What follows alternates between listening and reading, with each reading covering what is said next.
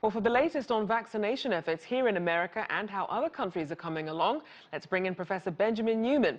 He's the chair of biological sciences at Texas A&M University in Texarkana. Welcome to the show. Thank you very much. So as we see there, President Biden's goal of 100 million vaccinations in his first 100 days in office coming early. How significant is this milestone?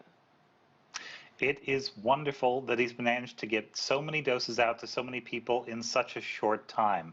This is very good, but of course this is the start.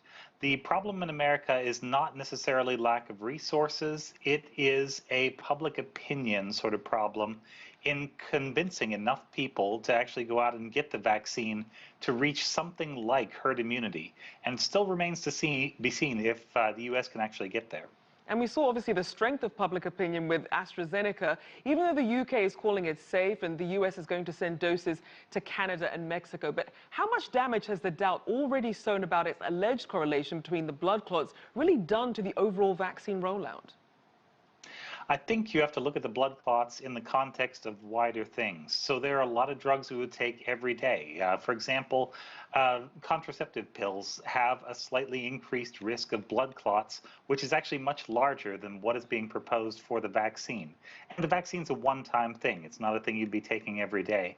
So it's at least a temporary PR dent, but I would hope that in the long term, things like Boris Johnson saying that he was going to take the vaccine there should help to sort of patch that over and get people back in the queue to get their vaccines. And obviously some people still hesitant, and this is coming as Moderna trials are underway on children as young as 6 months. What do we know about this pediatric version and how open parents might be to getting their children vaccinated with it?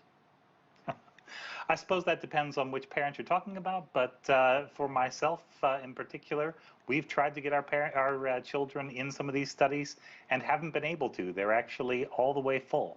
It's not just Moderna, it's also Pfizer that's doing the same thing, and each of the major drug companies is talking about some sort of vaccination. What you see with the Moderna and with the Pfizer is that they're going for a medium dose. They've been trying sort of medium and low doses in different combinations with older people. And this seems about right and a pretty good balance of risk and reward, the risk being relatively low and the reward being very high, I would think, for this particular vaccine. Now, I want to get your thoughts on children being considered so-called silent spreaders. New reports show that a third of children in Texas, for example, have coronavirus antibodies. What's the best way to manage this risk, especially as schools are trying to reopen? Yes, and there were two big studies that came out of the UK, Scotland and England this past week.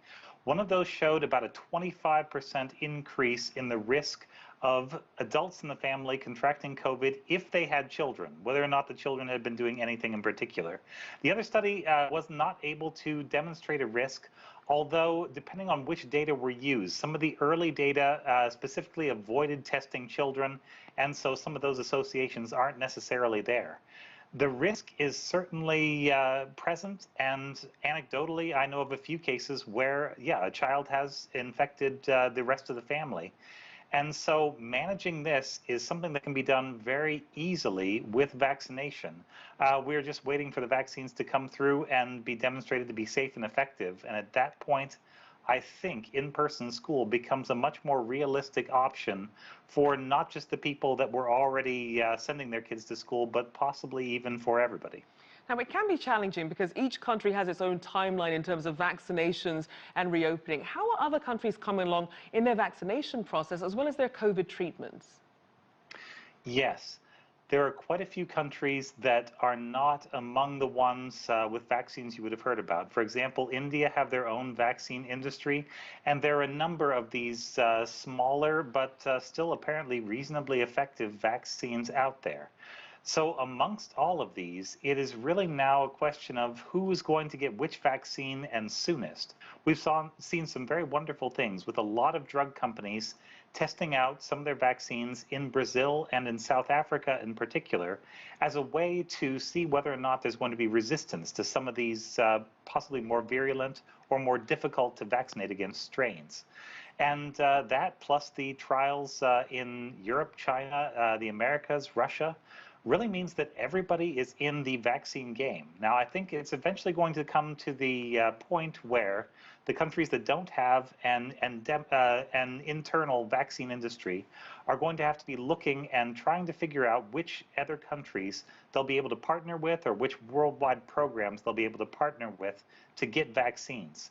At that point, I think there may be some hurt feelings and there may be some problems, but it's nothing that the WHO can't solve, I think. All right, well, we certainly hope so. Thank you so much.